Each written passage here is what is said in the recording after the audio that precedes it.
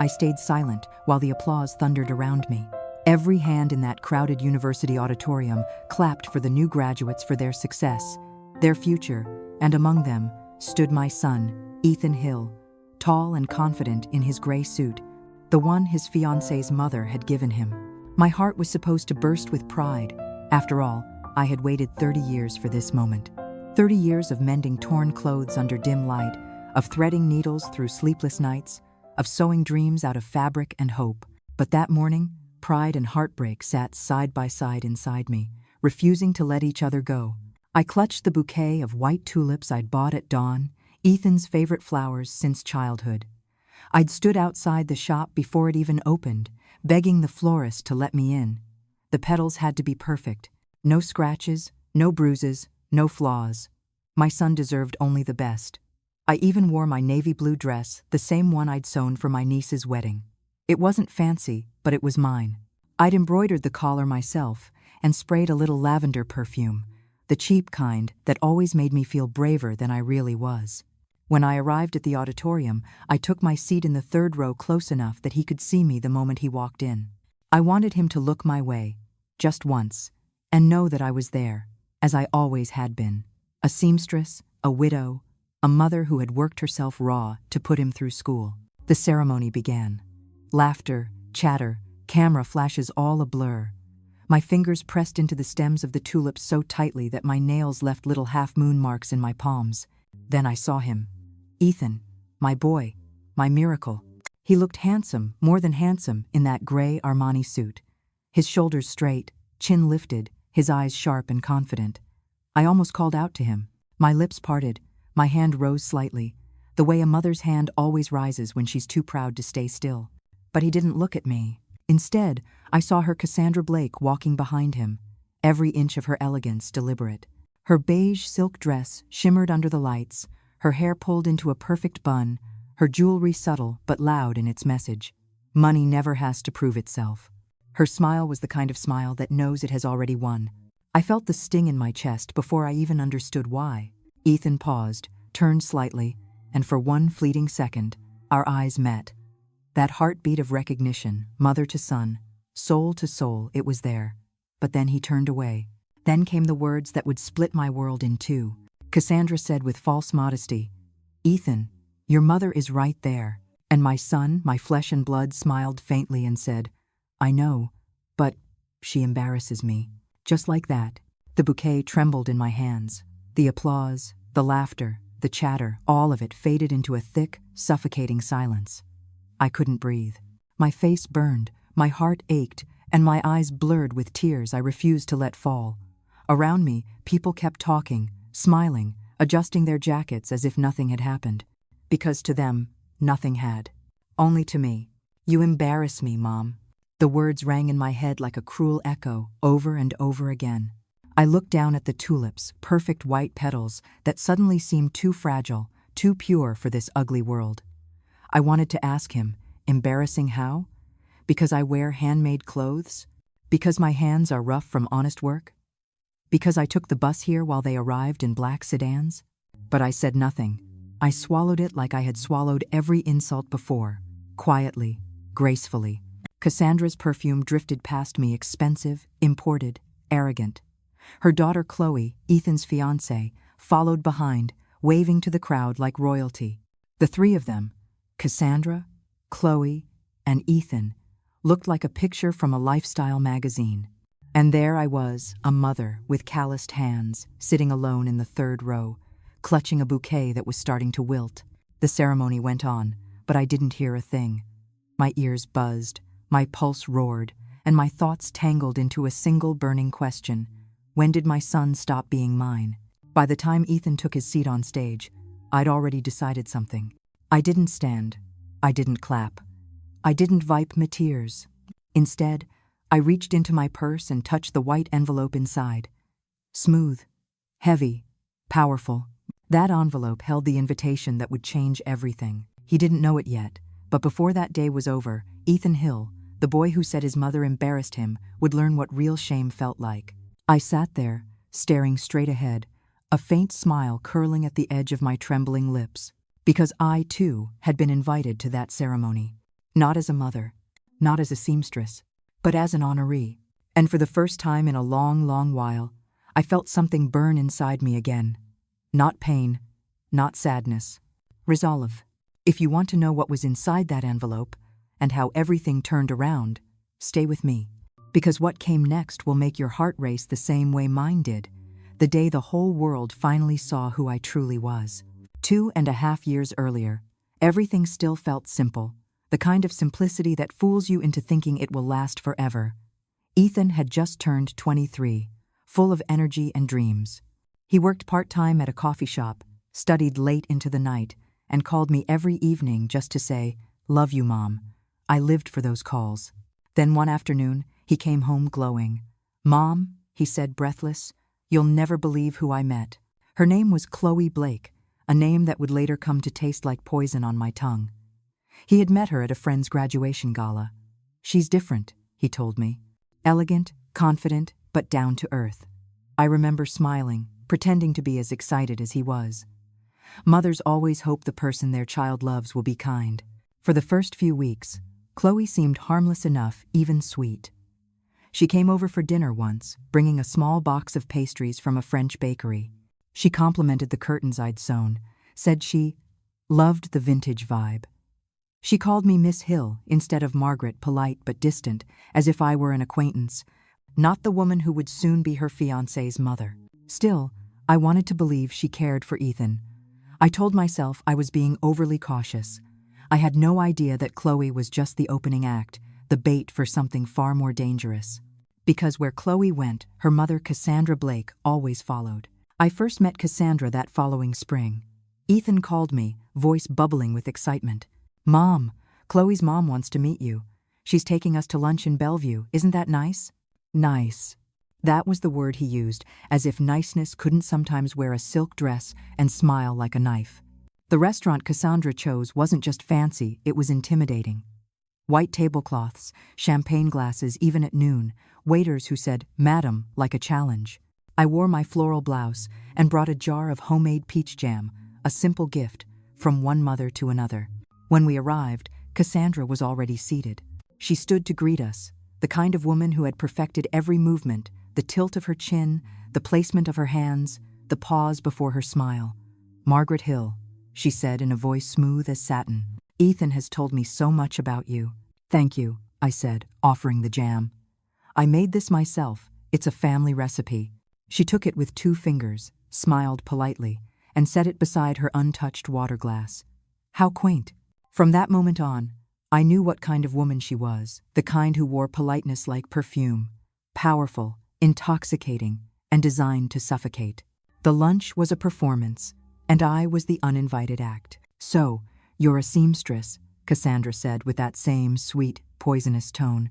"How fascinating. That must be fulfilling." "It is," I replied simply. "I love creating something that lasts." She nodded as though humoring a child. "And you do this full-time? In today's world, that must be quite limiting." Ethan laughed lightly, unsure, glancing between us. Chloe stayed quiet, sipping her sparkling water. I tried to keep my dignity. "I make enough to live comfortably." "Oh, of course," she said, her eyes sweeping over my hands, calloused, thread-marked, imperfect. "Comfort is all that really matters when you have simpler tastes." The rest of the lunch blurred into a carousel of small humiliations. Comments about my old beetle car, the neighborhood I lived in, even my habit of bringing homemade food instead of buying takeout. Each word was a thread of silk tightening around my throat. But what I remember most wasn't what Cassandra said. It was the look Ethan gave her admiration.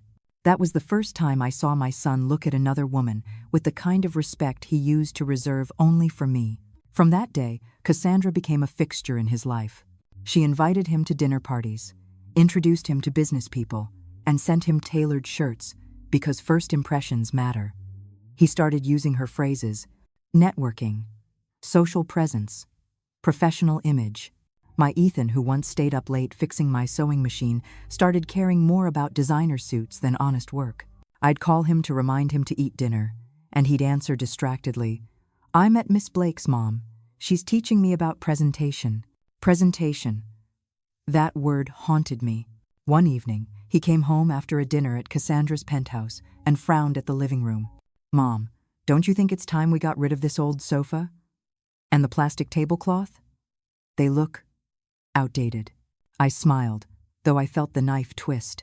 "It's clean and comfortable," he sigged. "You just don't get it." He didn't notice that his words drew blood. By the time his next birthday came, Cassandra had replaced me in his world entirely. She bought him a gold watch, organized his party at a private rooftop lounge, and toasted him like a prize. "To Ethan," she said, raising her champagne glass. "The kind of young man who knows how to rise above where he came from." The crowd clapped.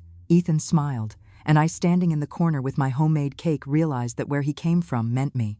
That was the night I stopped trying to fit into Cassandra's world. But it was also the night I began to watch more carefully, to listen between the words, to trace the outlines of something darker than snobbery. Because Cassandra wasn't just changing Ethan's manners or wardrobe, she was rewriting his soul, one compliment at a time. And I promised myself that when her empire of deceit began to crack, I'd be there to watch it crumble, not as the seamstress she pitied, but as the woman she should have never underestimated. The invitation came on a Thursday evening, printed on thick ivory cardstock and sealed in gold foil, the kind of invitation that screams importance before you even read the words. "Margaret, we'd love to have you join us for dinner this Saturday. A small family gathering. Cassandra Blake." Family gathering. The phrase felt wrong in my hands, like silk over a scar. Still, I told myself maybe this was her way of making peace. Maybe I was being too harsh, too suspicious. I spent all of Friday preparing.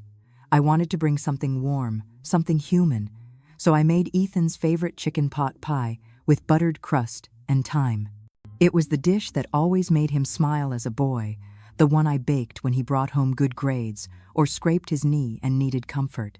I wrapped it carefully in foil, tied it with a red ribbon made from leftover fabric scraps. On Saturday night, I took the bus across the city to Bellevue's high-rise district, where the streets gleamed like mirrors and everyone seemed to walk faster, talk louder, and dress richer. When I reached the penthouse building, the doorman gave me a look that lasted 1 second too long before pressing the elevator button for me. When the doors opened, I stepped into another world. The floors were marble. The air smelled like citrus and white wine. The chandelier above me sparkled with so many crystals it looked like a frozen storm. Cassandra greeted me in a black dress that whispered when she moved, pearls gleaming at her throat. Her smile was immaculate, sharp enough to slice paper. "Margaret, how wonderful you could join us." She noticed the dish in my hands and tilted her head. "Oh, you brought something." "Yes," I said, holding it out carefully. "Ethan's favorite." "How thoughtful," she murmured, her voice dripping honey. "Let's have Maya take it to the kitchen." A maid appeared, silent as smoke, and carried my dish away. I never saw it again. Then came Ethan, stepping out from the balcony, holding a glass of whiskey, a drink he'd once told me he couldn't stand. His smile flickered when he saw me. "Hey, Mom, you made it." "I did," I said softly. "You look good, Ethan." He nodded, already glancing toward Chloe, who glided into the room wearing a silk dress the color of coral. "You still take the bus?" she asked lightly. That must have been exhausting. The words were coated in sugar, but the sting was sharp. I smiled, the way a woman smiles when she refuses to bleed in public. We sat down to dinner at a long glass table that could have seated 20. Every plate was rimmed with gold, every glass cut crystal. The napkins were folded into swans. "Please," Cassandra said, gesturing gracefully. "Sit." The first course was smoked salmon with capers. I didn't even know how to eat it. I tried to follow their lead, a small bite, a polite nod, a sip of wine. The taste was metallic, foreign. Cassandra began her conversation like a conductor leading a symphony designed to humiliate me gently. "So, Margaret," she said, smiling as if curious, "you've been sewing since you were... How long?" "Since I was 20, I replied. "It's honest work." "Of course," she said. "And you managed to live on that? Admirable." Chloe laughed softly. "Mom, you're terrible." "I'm not," Cassandra insisted with mock innocence. "I'm genuinely impressed. In today's economy, it must be challenging." Ethan shifted uncomfortably but said nothing. I kept my eyes on my plate, refusing to let them see the humiliation rise in me. "It pays the bills," I said calmly. "And I enjoy it." "Well," Cassandra continued, That's what matters, isn't it? Enjoyment. Some of us find fulfillment in building companies, others in stitching hems. We all have our place. The implication hung in the air like a rotten perfume. Then she turned to Ethan, smiling tenderly. You know, darling, I've been thinking when you finish your degree, you should consider joining our interior design branch. I could make you a partner. You have the poise for it, the image. Ethan's eyes lit up. Really? Of course, she said, touching his hand. A young man with ambition shouldn't be limited by his background. Limited by his background. I wanted to scream, but I didn't. I just gripped my glass and took another sip of the bitter wine. They talked about luxury trips, art galleries, business ventures, a world where hard work came in designer shoes and connections were worth more than kindness. When dessert came chocolate soufflé with imported cream, Cassandra looked at me sweetly and said, You must come to our summer party next month. It'll be quite the event. Although, she added with a delicate pause, you might find it a bit overwhelming. So many influential people. It's not really. A small crowd. Chloe giggled, covering her mouth. Ethan forced a laugh. I smiled and said, Don't worry, I wouldn't want to be out of place. Her smile widened, victorious. Of course not, dear. I stayed until the end because leaving early would have been surrender. When I finally stood, Cassandra gave me a polite hug, her perfume filling my lungs. So lovely to have you, Margaret. We must do this again sometime. I knew we wouldn't. The elevator ride down felt endless. My reflection in the mirror looked like a stranger, a woman trying not to cry, holding her purse tightly so she wouldn't collapse. Outside, the night air was cold and sharp. I waited at the bus stop beneath the glowing towers, the scent of their expensive dinner still clinging to my clothes. When I got home, I set my empty dish on the counter. I didn't even bother to wash it. I sat on the old sofa Ethan once called embarrassing, and finally let the tears fall. But something inside me changed that night. Humiliation turned to clarity. Pain hardened into something sharper resolve. Because I finally saw the truth. Cassandra wasn't content with just influencing Ethan. She wanted to own him. She wanted to erase every trace of where he came from, including me. And I decided that if she wanted to erase me, she'd have to do it in ink and fire. People often say love makes you blind. I think a mother's love makes you willingly blind. You see the storm coming, but you still hope it'll change direction before it reaches you. You keep giving, keep sacrificing, because surely your child, the one you nursed, fed, raised from dust, will never forget who built his sky. When I think of blindness now, I think of the small lake house I sold for Ethan. It wasn't much a modest cabin that my late husband, Robert, built with his own hands back when we were newly married. Pinewood floors, chipped white paint, a tiny dock that stretched over the water. It was the place where Ethan learned to swim, where we buried our first dog under the birch tree. After Robert died in that construction accident, I couldn't bring myself to visit often. The silence of that house was too heavy, too full of ghosts. But I kept it. I told myself it was for Ethan, his inheritance, his safety net, something solid when life became cruel. When Ethan got accepted into university, he begged to live near campus. It'll help me focus, Mom, he said. No more long commutes. His eyes were so full of hope. I hesitated, then looked at the lake photo hanging in the hallway. Robert holding Ethan at age 5, both grinning, sunlight flickering off the water, and I made the decision that every mother eventually regrets. I sold my security for my son's comfort. The house sold for $310,000. After taxes and fees, I used most of it to buy him a small apartment near the university, a quiet, clean place with a view of the skyline. This is for you, I told him that day, handing over the keys, so you can build your life. He hugged me so tightly that I cried into his shoulder. He whispered, You're the best mom in the world. How easily those words can vanish. 2 years later, on a warm afternoon, I decided to drop off a few frozen meals for him, lasagna, beef stew, and my chicken soup. He'd been too busy to visit, and though I told myself it was normal, my heart ached with the kind of loneliness only a mother can understand. The spare key he'd given me still worked. The apartment was messy socks on the couch, dishes piled in the sink, the faint smell of cologne and takeout containers. I smiled faintly, tidied a few things, and placed the meals neatly in the fridge. When I entered his bedroom to straighten the bedspread, I saw it a black leather binder left open on the desk. Papers were scattered inside, a few sticking out. I meant to close it, but then a page caught my eye. It was an email printed on pale blue paper. The subject line read, "Partnership Proposal. Cassandra, Blake Interiors." Something cold slid down my spine. I skimmed the first paragraph. "Ethan, as discussed, I'm offering you 25% partnership in the new design firm branch. No investment required. Your background and charisma are assets as long as your image aligns with company standards." That phrase, "aligns with company standards," stabbed me. I kept reading. "I understand your mother is a strong woman, but sentiment can sometimes hinder professional image. Separation is essential for growth." My breath caught. I read it again and again, disbelief twisting into pain. Then I noticed the folder contained more than business papers.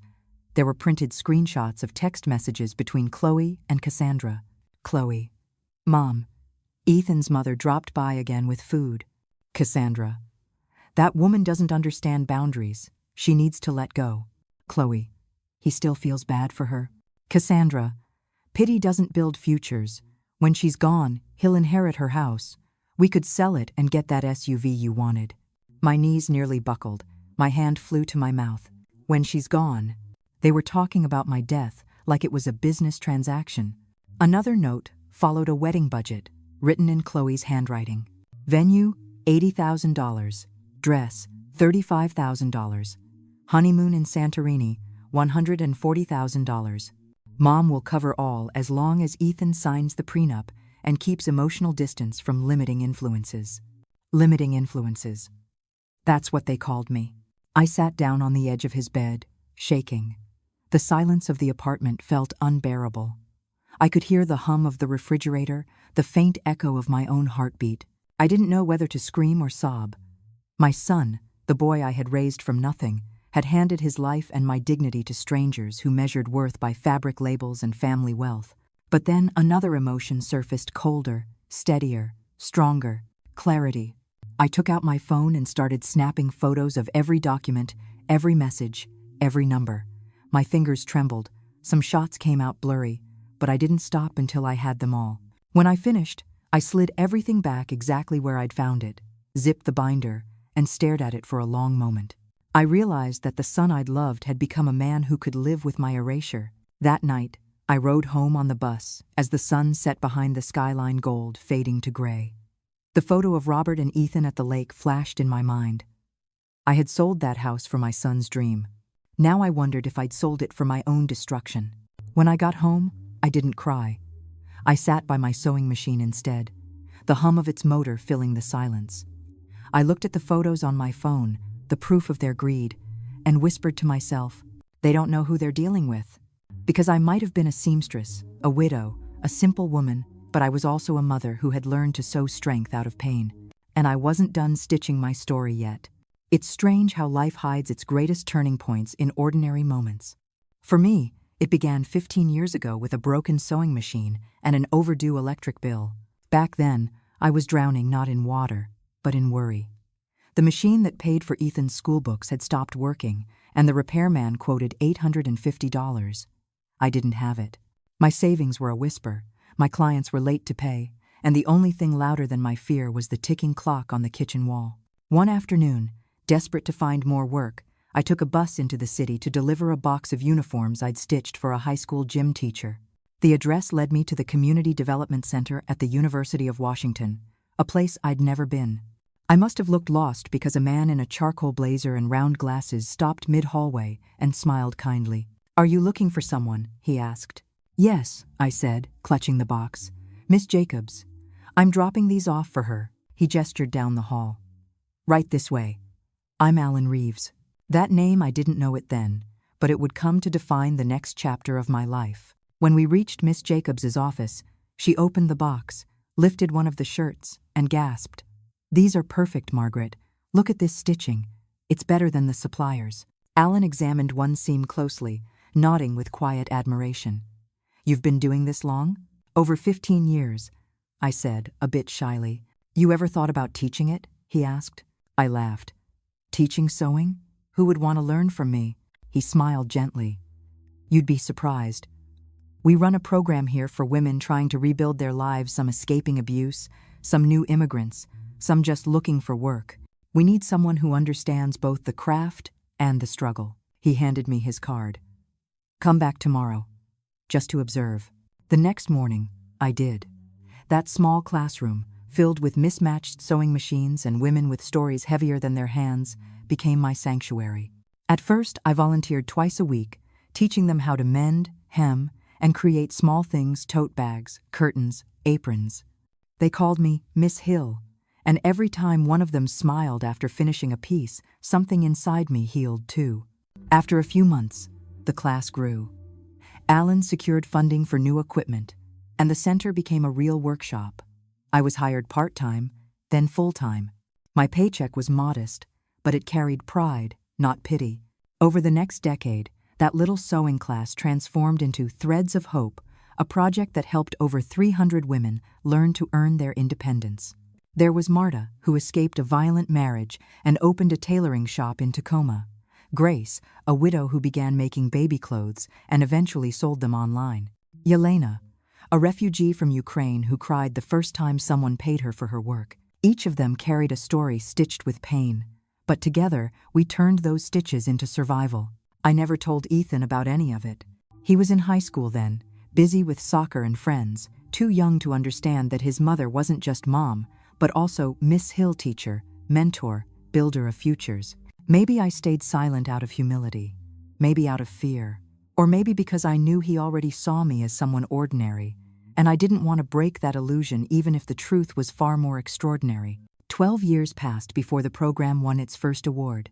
I still remember standing on that stage, trembling in a simple blue dress, as Alan handed me a certificate for Outstanding Contribution to Community Development.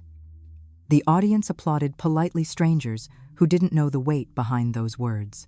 Later, the university newsletter published an article. Seamstress empowers hundreds through skill and compassion. My name, Margaret Hill, printed in bold. I folded that article neatly and tucked it away in a drawer. I didn't tell Ethan.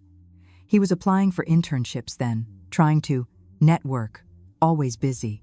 I told myself it wasn't the right time, but deep down, I think I knew the truth. I didn't tell him because I was afraid he wouldn't care, afraid he'd give me that distracted half-smile and say, "That's nice, Mom," before returning to his phone. And so I let my two lives stay separate. The world saw Miss Hill, the quiet woman who changed lives. My son saw Mom, the woman who patched holes in his jeans and made stew when he was sick. Both were me, but only one was visible. It wasn't until Alan called again, 15 years later, that those two worlds finally collided. It was a late afternoon when my phone rang. I almost didn't answer. I was busy finishing a wedding gown for a client, but something told me to pick up. "Margaret?" "Alan, it's been ages." He laughed softly. "Too long. Listen, I have news. The university is honoring key contributors to our outreach programs next month. You're on the list." I froze. "Me? You've trained over 300 women, raised thousands in donations, and changed lives. You deserve to be recognized." My heart raced. "When?" "June," he said. "During the graduation ceremony." My chest tightened. "June? My son's graduation is that same week." Alan chuckled. "Then it's perfect, isn't it? He'll be there. He'll see what you've accomplished. Maybe it's time he knows who his mother really is." His words struck something deep, a quiet ache I hadn't touched in years. When we hung up, I sat in silence, the sewing machine still humming beside me. For the first time in a long while, I imagined Ethan looking at me not as an embarrassment, but as someone he could be proud of. I reached for a clean envelope, wrote my name carefully on the front, and slid Alan's official letter inside. That envelope would stay in my purse for weeks waiting, patient, like the truth itself, because I knew that when I finally opened it, it wouldn't just change Ethan's life, it would change mine. After Alan's call, the days began to feel charged with purpose, like every sunrise was gently pushing me towards something inevitable. For years, I had been the invisible thread holding my world together, silent, necessary, unseen. Now, for the first time, the world would see that thread glimmer in the light.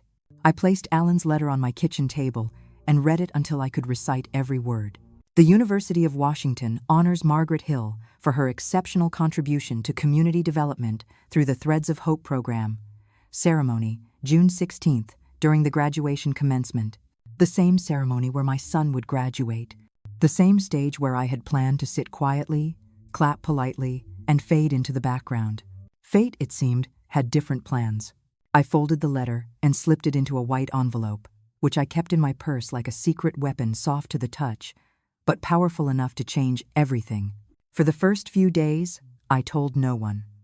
Not even Ethan. I continued my routine sewing orders for clients, teaching classes at the center, drinking my cheap coffee each morning while watching sunlight move across the kitchen wall. But inside, something had shifted. I was no longer the woman trying to survive the humiliation Cassandra had built around me. I was a woman preparing for revelation. A week later, I received a call from Cassandra. Her voice was honeyed and polite, as always, but beneath it I heard the edge of condescension that had cut me too many times to count. "Margaret, dear," she began, "I just wanted to check in about the upcoming graduation. It's going to be quite an affair. City officials, donors, executives, very high profile. You might find it overwhelming." Overwhelming. The word slid from her tongue like a warning disguised as concern. "I'll be there," I said simply. There was a pause, long enough to reveal her real intent. "Oh, well, if you're certain, I just wouldn't want you to feel out of place." "I won't," I replied. "I paid for that degree with 30 years of my life. I think I've earned the right to see my son graduate." For the first time, her voice faltered. "Suit yourself." When the call ended, my hands trembled not with fear, but anticipation. Cassandra had no idea what was waiting for her. She thought she had choreographed every scene of that graduation, her perfect dress, her perfect speech, her perfect illusion of superiority. But she didn't know that someone else would be stepping into the spotlight, someone she had dismissed as a background extra. That night, I couldn't sleep. I sat by my sewing table, surrounded by fabric scraps and the quiet hum of the city outside. The moonlight fell across the framed photo of Robert, my late husband still smiling in his old work shirt. "Do you see what's happening, Rob?" I whispered. "Our boy, he's lost. But maybe it's time he remembers where he came from." I pulled out a piece of beige silk I'd saved for something special. My hands, though stiff with age, moved with purpose. Stitch by stitch, I crafted a blouse with delicate embroidery along the collar's soft vines curling around tiny blossoms, like courage disguised as gentleness. I finished at dawn, and when I held it up to the light, I smiled. It wasn't designer, it wasn't expensive, but it was me, every stitch a story, every thread a piece of truth. Over the next few weeks, I quietly gathered everything I would need for what I had begun to think of as my reckoning. The photos I'd taken from Ethan's apartment printed and sorted into a folder. The old receipts proving I had sold the lake house for him. The deed of his apartment, gifted in love, but bound in my name. And finally, Alan's letter, the proof that the woman Cassandra called limiting, had been recognized by the very institution she worshipped for prestige. Each item was a fragment of my life, carefully stitched together into a tapestry of justice. Then, 3 weeks before graduation, another call came, this time from Alan. He sounded cheerful. "Margaret, I've confirmed your spot in the program. You'll be the final honoree before the closing speech." "Final?" I repeated. "Yes. We wanted to end on a story that truly represents resilience. That's you." I swallowed the lump in my throat. "Alan, I don't know if I can do this." "You've spent your life doing harder things," he said gently. "All you have to do now is stand there and let people see what I've seen all along." When we hung up, I sat in silence for a long time. Then I did something I hadn't done in years, I prayed. Not for courage, not for revenge, but for clarity, for the strength to remain composed when every emotion inside me would want to explode. In the days that followed, I prepared like a soldier heading into battle. I ironed my outfit, navy blue slacks, and the beige blouse I'd made by hand.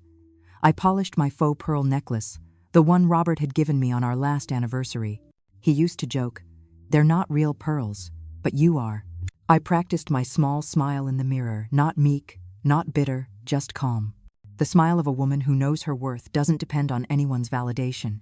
The night before graduation, I placed everything on the table, my clothes neatly folded, my purse packed with the envelope, my phone charged, and the bouquet order confirmed at the flower shop. White tulips, Ethan's favorite. Before bed, I walked through the house slowly, touching the old sofa, the worn tablecloth, the painting Ethan once called outdated. Each thing that embarrassed him was a piece of history proof that love doesn't need polish to be real. I whispered into the quiet room, "Tomorrow, I won't beg to be seen. They'll have no choice but to see me." At dawn, I rose before the alarm. The sky outside was soft pink, trembling between night and morning. I made my coffee, put on my clothes, and dabbed a little lavender perfume behind my ears, not because it was fancy, but because it made me feel brave. As I locked the door, I caught my reflection in the window, silver hair, lined face, steady eyes. For the first time in years, I didn't see a woman past her prime. I saw a mother with purpose, a teacher with pride, a survivor about to reclaim her name. And as I slipped the white envelope into my purse and stepped out into the morning light, I whispered the words that would guide me through everything that came next. "Patience, Margaret. You've spent your life waiting. Today, it's their turn."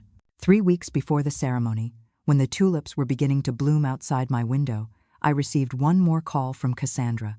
Her voice, as always, was sweetly polished, the kind that slides into your ear like silk but leaves a bruise on the way out.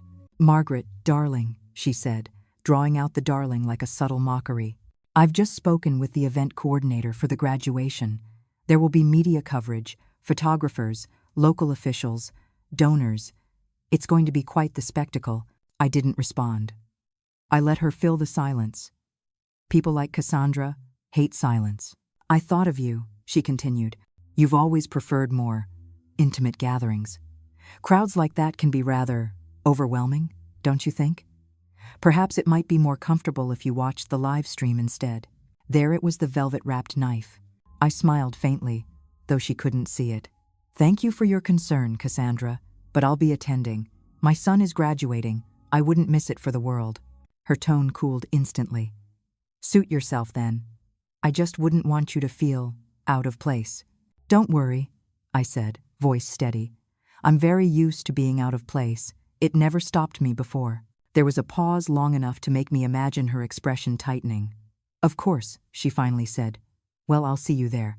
When she hung up, I stood for a moment in the quiet kitchen, feeling the adrenaline hum through my veins. I wasn't angry anymore. Anger had burned away weeks ago, leaving only clarity. People like Cassandra mistake politeness for weakness.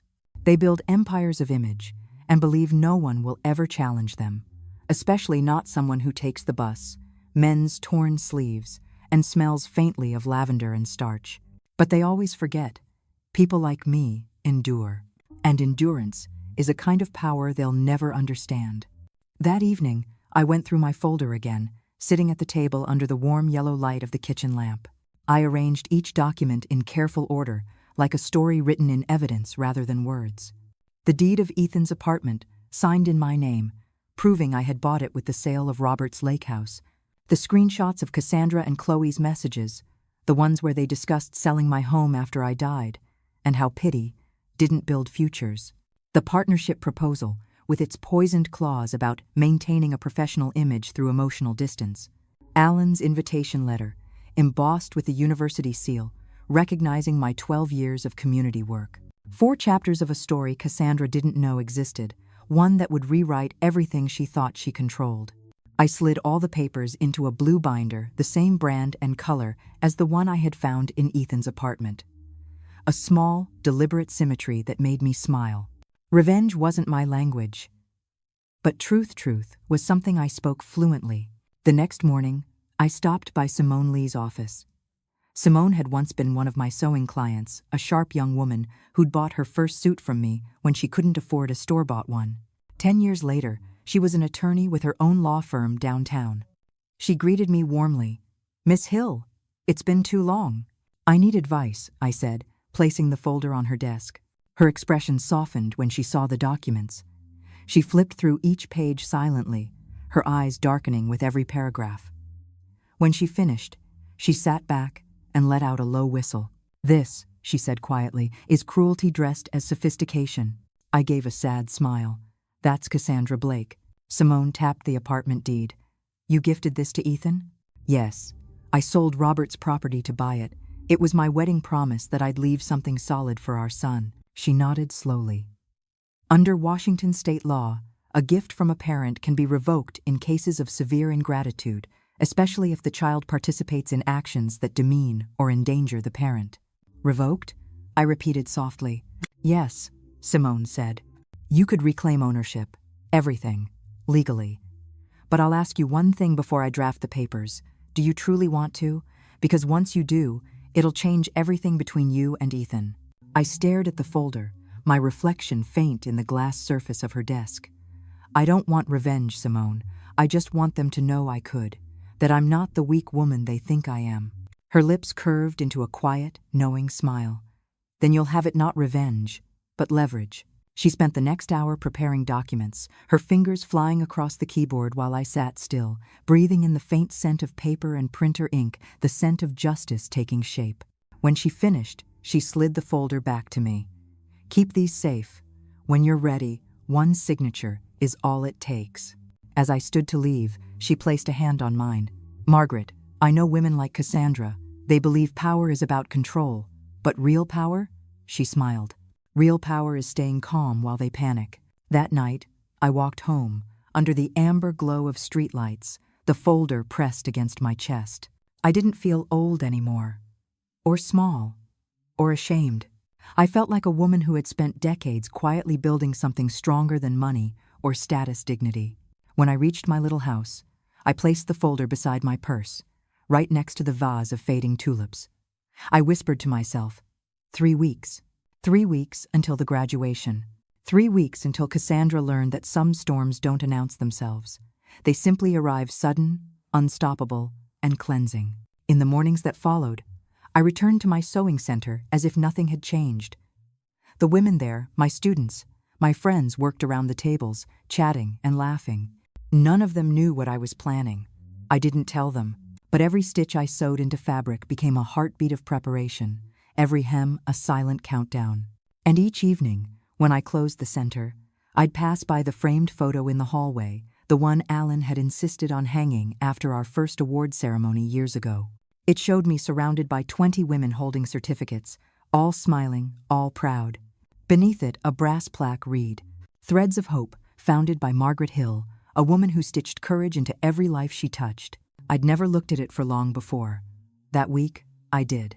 And as I did, I felt something unshakable settle in me, not bitterness, not even triumph, just peace, because I finally knew who I was. And in 3 weeks' time, so would everyone else. The morning of the ceremony dawned pale and golden, the kind of light that makes even the city look forgiving. I woke before the alarm, heart steady, movements deliberate, every motion brushing my hair, buttoning my blouse, clasping the faux pearl necklace Robert had once given me, felt ceremonial, like a private oath. Outside, the air was cool and crisp. I carried my purse on one shoulder, the bouquet of white tulips in my hand, and stepped out into the morning. The bus ride was quiet. I stared out the window at the gray sky streaked with sunlight, thinking about the hundreds of small choices that had brought me here, every sacrifice, every silence, every time I swallowed pride for peace. But not today. Today was not for silence. When I arrived at the university, the campus was already alive with movement students in gowns, parents carrying flowers, flashes from cameras glinting like stars in daylight. I stood at the edge of the crowd for a moment, watching it all with a strange calm. I'd imagined this day so many times, but never like this. Inside the auditorium, ushers guided people to their seats. The air was heavy with perfume, chatter, and expectation. I took a place in the third row, right by the aisle, not in the front where Cassandra and her entourage sat, but close enough that Ethan would see me the moment he entered. I placed the bouquet carefully on my lap, adjusted the collar of my blouse, and folded my hands. My pulse was steady, my resolve unshakable. Then the music began. The graduates entered, caps gleaming under the stage lights. Families erupted into cheers and applause. The sound was thunderous, joyous, overwhelming. And then I saw him. Ethan, my son, my pride, my heartbreak. He walked through the side door, tall, composed, radiant in his gown. For one brief, suspended moment, time folded, and I saw not the man he'd become, but the little boy who once ran to me in the rain with scraped knees and muddy shoes. The boy who said, "Don't cry, Mom. I'll always make you proud." My throat tightened. I raised my hand slightly, offering the smallest wave. And then came the turn. From the corner of my eye, I saw Cassandra glide toward him, beige silk shimmering, hair in its usual flawless bun, her movements elegant and deliberate, like a queen taking her throne. The cameras turned toward her. People murmured, admiring her poise. I watched as she placed a hand on Ethan's arm. "Shall we?" she asked, loud enough for the nearby parents to hear. Ethan hesitated just long enough for hope to flicker inside me. Then he smiled faintly and said the words that would echo for the rest of my life. "Miss Blake, would you walk in with me? You've helped me so much through this journey." Her face glowed with practiced modesty. "Oh, Ethan, your mother is right there," she said, gesturing delicately toward me. He didn't even glance my way when he answered. "I know, but she embarrasses me." The world around me blurred. The applause, the laughter, the music, it all collapsed into silence. The only sound left was my heartbeat pounding in my ears. Embarrasses me. 2 words that cut deeper than any knife ever could. I sat still, my back straight, my face calm. The tulips in my lap trembled, their stems bending slightly. But I didn't move. I didn't cry. Cassandra took his arm, her smile triumphant. Together, they walked down the aisle, heads held high, like a scene from one of her glossy magazine lives. Chloe followed behind them, waving and posing for photos. They passed me without a glance. And yet, as they did, Cassandra's perfume, expensive, suffocating, filled the air around me. The scent of victory, she must have thought. But even then, beneath that cloud of luxury, I smelled something else, something faint, something familiar. Fear, because Cassandra was a woman who always made sure she was in control. And people like that are terrified of the day they're not. The ceremony continued. Names were called, degrees were handed out, applause rose and fell like waves. I barely heard any of it. When Ethan's name was announced, Ethan Hill, Bachelor of Business Administration, I couldn't bring myself to clap. I wanted to, I really did. But my hands wouldn't move. He walked across the stage, smiling for the cameras. Cassandra and Chloe stood and clapped enthusiastically from the front row, pretending this was their moment. It wasn't. I stayed silent, my eyes fixed on the stage. My pulse slowed. My breathing steadied. I was waiting. And then finally it came. The dean stepped forward to the microphone. "Before we conclude today's ceremony," he said, "we have one final honor to present." My heart began to race. This year, we recognize an extraordinary individual whose quiet work has changed the lives of hundreds of women across our community. Through the Threads of Hope program, she has helped more than 300 women find independence, dignity, and purpose. Her contribution reminds us that education isn't only what we receive, it's what we give. The projector behind him flickered to life, displaying photos, women sewing, smiling, laughing, and then my face. A collective murmur rippled through the audience.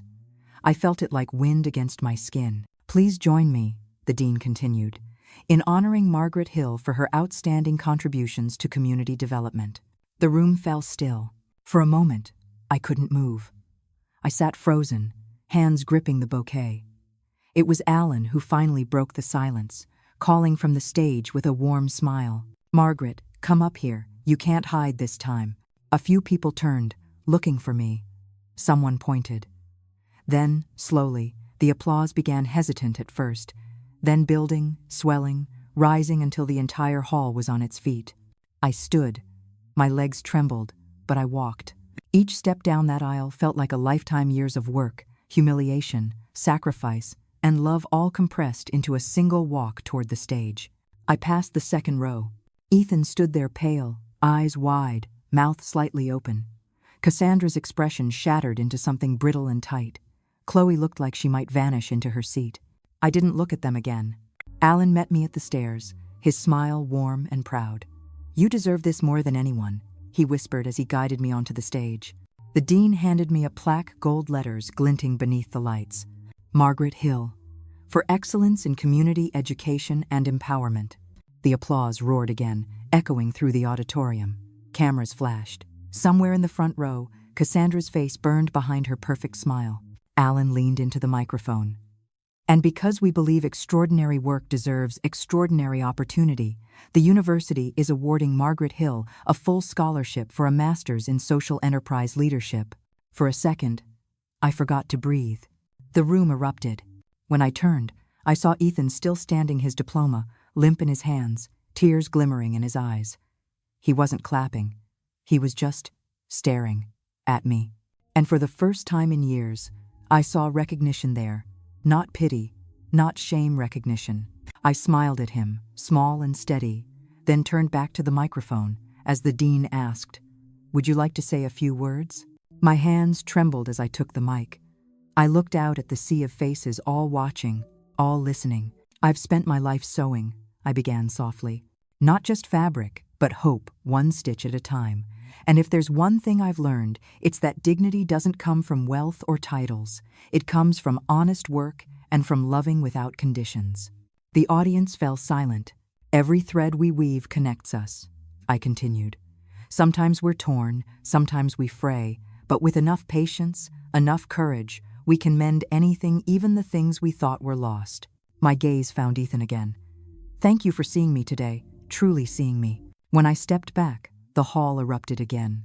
The applause was thunderous, the kind that shakes your bones and silences doubt. As I descended the stairs, my plaque pressed against my chest, I realized Cassandra's worst fear had come true. I hadn't just reclaimed my dignity. I had done it in front of everyone. The applause still echoed in my ears long after I stepped off that stage. For a moment, I just stood there in the wings, clutching the plaque against my chest, feeling the vibration of every cheer like a heartbeat under my skin. I had imagined this moment countless times, what it would feel like to be seen, to be valued, but I hadn't imagined the strange quiet that came with it. The crowd began to disperse, voices rising again into polite chatter. Professors came to shake my hand, students smiled shyly, even strangers asked for photos. Their warmth wrapped around me like sunlight, but underneath it all, I could feel the cold gaze I knew was waiting. When I turned, I saw them: Cassandra, Chloe, and Ethan standing near the side exit. Cassandra's posture was impeccable, her shoulders pulled back as if her spine were made of glass. Chloe clutched her phone like a lifeline, her face pale. And Ethan looked lost. The composure that once made him seem untouchable now shattered into pieces too small to gather. I excused myself from a professor's congratulations and walked toward them, each step steady, deliberate. The murmur of voices around me faded until the only sound left was the echo of my own heels against the floor. When I reached them, Cassandra was the first to speak. "Well," she said lightly, though her voice trembled at the edges, "that was unexpected." I smiled faintly. "Was it?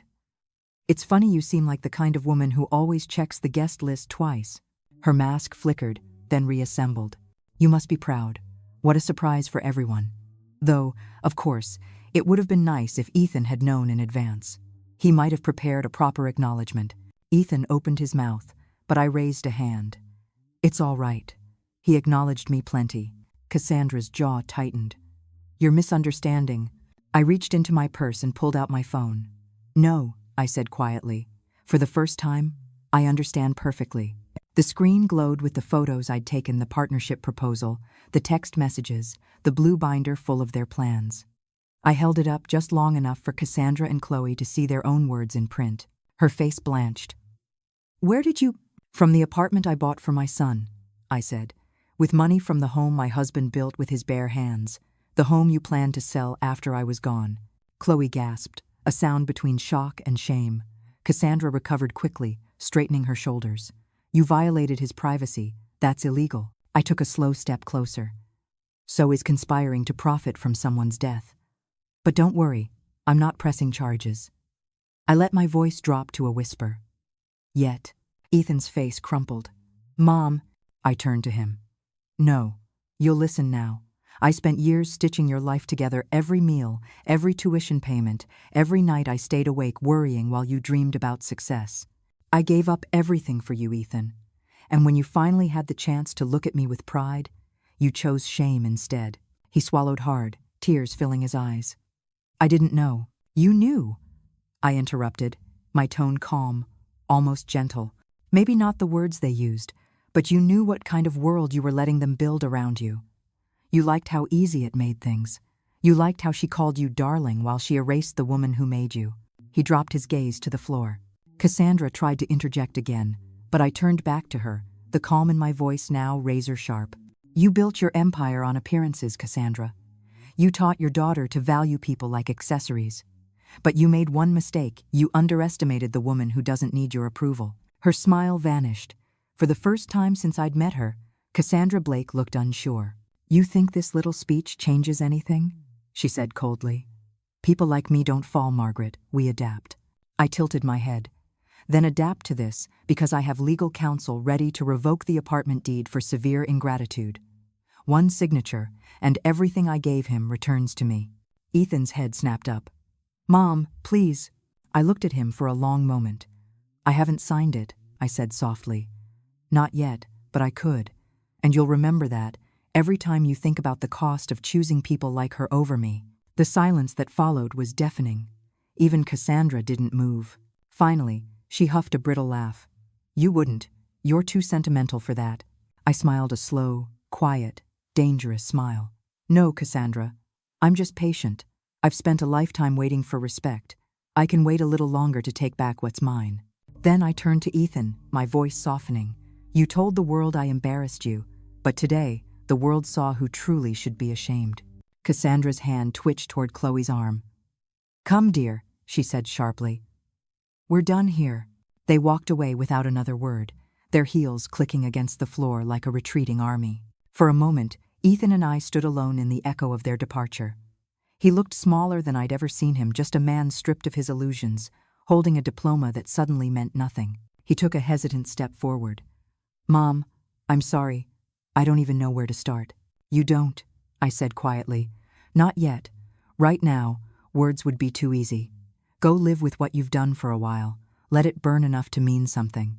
He nodded, tears slipping down his face. Can I call you later? I shook my head. When you have something real to say, you'll know. Until then, I'll be where I've always been here, living the life you were too blind to see. I left him there, standing under the fluorescent lights, his diploma clutched in shaking hands. As I stepped outside, the late afternoon sun hit my face, warm and clean. I breathed deeply for the first time all day. In the distance, the tulips on the campus lawn swayed in the wind, their white petals gleaming like the truth, quiet, unbreakable, impossible to hide. That was the moment I realized something simple but profound. I hadn't come to the ceremony for revenge or validation. I'd come to reclaim the one thing Cassandra could never touch: my dignity. After that day, silence became my closest companion. Not the kind of silence that hurts the lonely, suffocating kind, but the kind that feels earned, the kind that hums with clarity after a long storm. The next morning, I woke up before sunrise. The city was still asleep, bathed in soft blue light. I made myself a cup of coffee, poured it into my old chipped mug, and sat by the window. For the first time in years, I didn't rush anywhere. I didn't check my phone, waiting for Ethan's name to appear. I didn't rehearse apologies in my head that I never owed. The quiet was full, not empty. Cassandra and Chloe had vanished from our lives almost immediately after the ceremony. Word spread quickly through her social circles how the polished matriarch had been outshone by a seamstress. It wasn't gossip I cared to hear, but it reached me anyway. Cassandra had canceled 2 of her store openings. Chloe deleted her social media. The empire they built on pretense began to crack under the weight of humiliation. Meanwhile, I simply went back to work. The Monday after the ceremony, I walked into the Threads of Hope Center, and the women erupted into applause. Someone had brought a newspaper. My picture was on the second page, standing on stage with the dean, holding that golden plaque. Local seamstress honored for empowering women. I smiled, shyly as always, but inside, something bloomed. Pride, quiet and humble, but real. We got back to sewing that morning, the machines humming like a heartbeat. But every now and then, one of the women would glance up at me and smile, not because of the award, but because they understood. They knew what it meant for someone like me to stand in front of people like Cassandra and be seen. 2 weeks passed. No calls from Ethan, no texts. I told myself it was for the best. I'd said all there was to say. Then one Sunday morning, the doorbell rang. When I opened the door, I barely recognized him. He looked thinner, paler, stripped of the confidence that once clung to him like armor. His expensive suits were gone. He wore jeans and a plain t-shirt. His hair was messy, his eyes rimmed red. He held a small paper bag in his hands. "Hi, Mom," he said quietly. I didn't move. "Ethan, can I come in?" I hesitated for a moment, then nodded. "Just for coffee." He followed me to the kitchen, glancing around as though seeing it for the first time, the faded sofa, the hand-sewn curtains, the painting he used to mock for being too old-fashioned. "Everything's the same," he murmured. "Because nothing here was ever broken," I replied. He sat down at the table while I poured 2 cups of coffee. The silence between us was thick but not unbearable. He kept fidgeting with the bag in his hands. "I broke up with Chloe," he said finally. "And I ended things with Cassandra. I told her I couldn't take the partnership. She didn't take it well." I said nothing, letting him speak. "She said I was ungrateful, that she'd invested in me. But I told her she was right, I am ungrateful. Just not to her." His voice cracked. "I'm ungrateful to you." He reached into the bag and pulled out a folded document. His hands trembled as he set it on the table. "It's a notarized transfer," he said softly. "I'm returning the apartment to your name. I don't want to own something that was bought with betrayal." I looked at the paper, the signature at the bottom slightly smudged. "Ethan," I said quietly, "I didn't ask for this." "I know," he said, "but I need to do it. I need to start over the right way." He looked around again, his eyes catching on the sewing machine in the corner. "I got a job," he added, "an internship at a small consulting firm. The pay's terrible, but it's honest." For the first time, I smiled.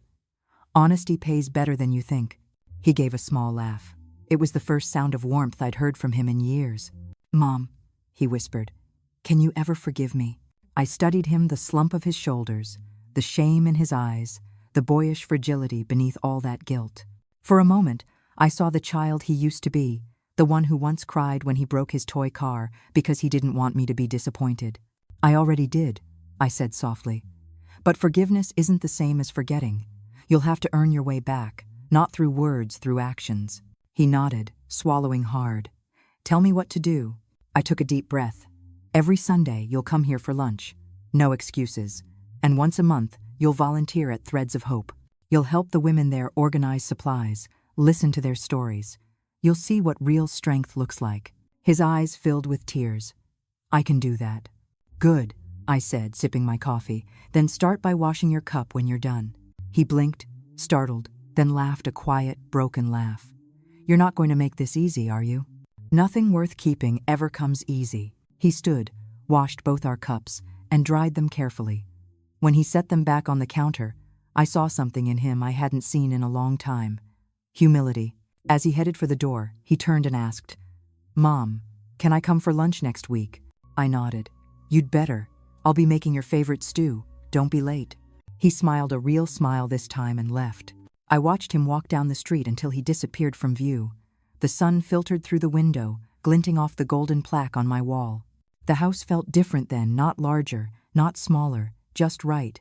That day, I realized silence isn't always emptiness. Sometimes, it's peace reclaiming its place. And for the first time in years, I whispered to myself, "It's finally over." But I knew deep down it wasn't an ending. It was the beginning of something new. Ethan began showing up every Sunday, just as I told him to. At first, he came awkwardly, carrying grocery bags or flowers, as if gifts could make up for what he had taken from me. I didn't refuse them, but I never praised him for them either. I wanted him to understand something he had never learned in Cassandra's world, that love isn't a transaction, and remorse isn't about performance. By the 3rd Sunday, he stopped bringing things. He came empty-handed, but he stayed longer. The first time he helped with lunch, he stood beside me in the kitchen, watching how I diced onions. "You always cut them so fast," he said, trying to imitate me. "Because I've done it more times than you've breathed," I teased. He laughed a small, genuine laugh, and for a moment, it was as if we were back in the tiny apartment from his childhood, the radio playing softly while he did homework at the table. But rebuilding doesn't happen in a single afternoon. There were awkward silences, moments when the ghosts of old wounds walked between us. Sometimes, he'd glance at the painting on the wall, the one he once called outdated, and I'd see the shame flicker in his eyes. He never said it aloud, but I knew he was replaying every cruel word he'd spoken. One day, I found him staring at the sewing machine while I prepared coffee.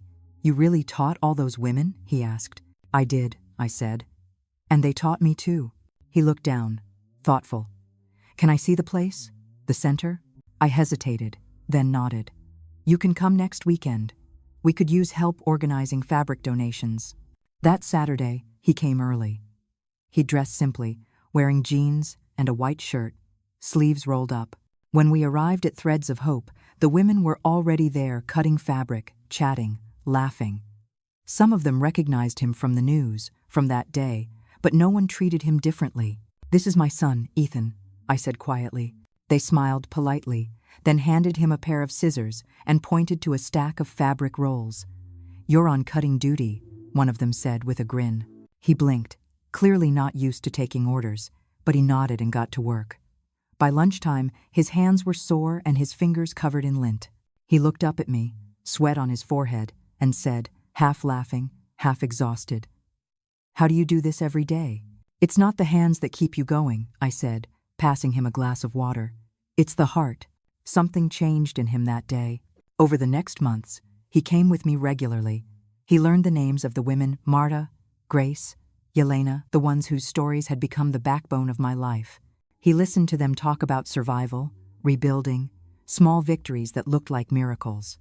One afternoon, after a particularly long session, he sat on the front steps of the center and said quietly, "They've been through more than I ever have, and they still smile."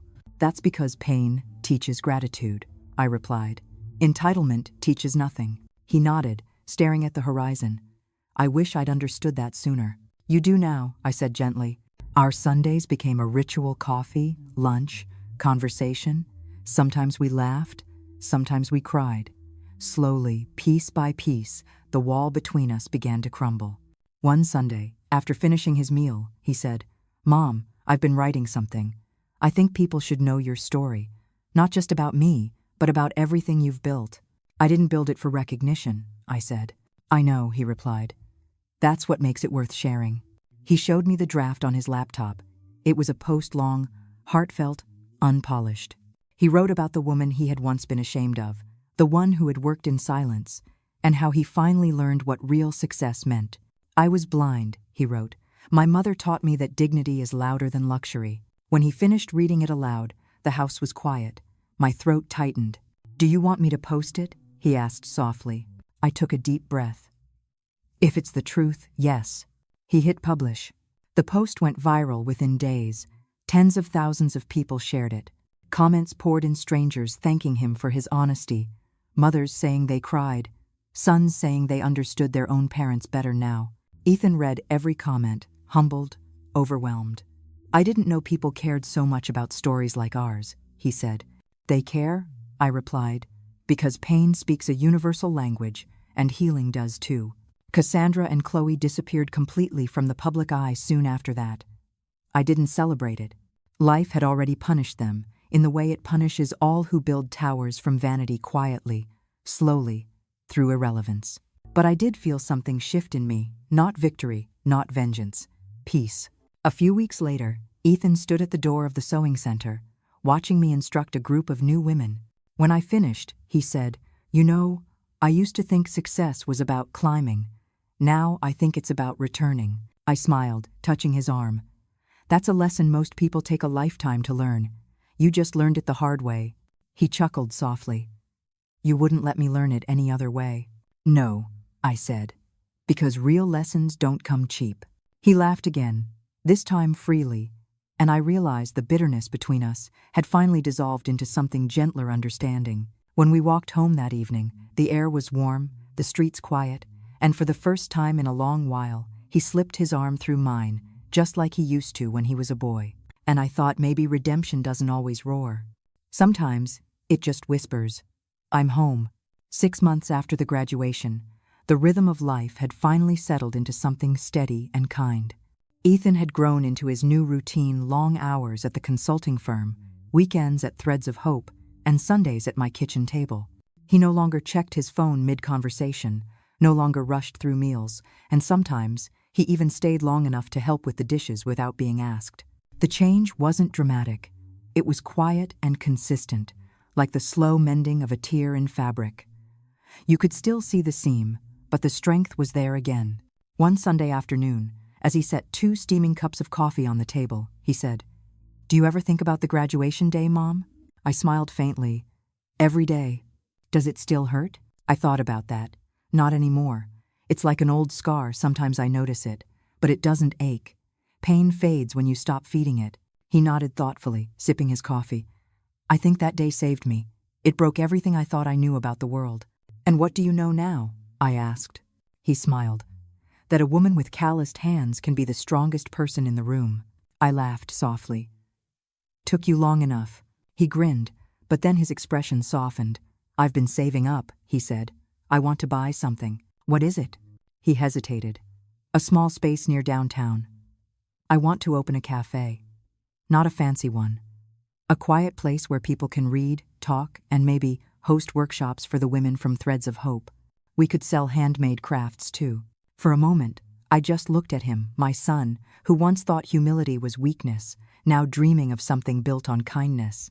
"That's a good idea," I said, my voice thick with pride. "When you're ready, I'll help you sew the curtains." He laughed. "You'll help me with everything. That's what you do." Later that week, I returned to the university for my first graduate class in social enterprise leadership. I was the oldest in the room by nearly 3 decades, but when I introduced myself, the young students listened with genuine respect. "I'm Margaret Hill," I said. "I've spent most of my life sewing, teaching, and learning. And now I'm here to find new ways to stitch communities together." The professor smiled. "You'll fit right in."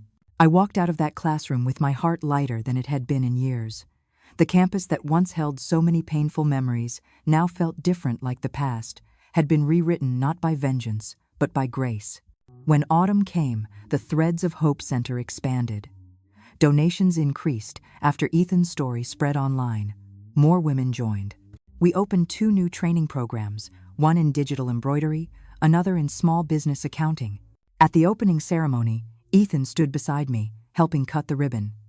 When the applause started, he leaned close and whispered, "Now it's your turn to take the stage again." I smiled. "No, son. This time, it's ours." And I meant it.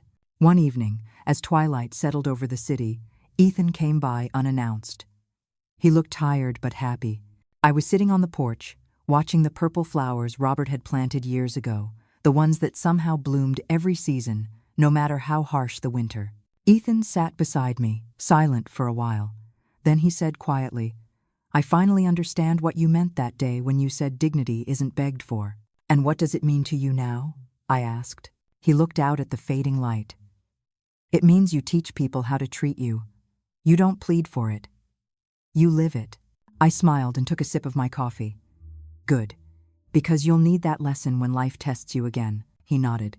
"It already has."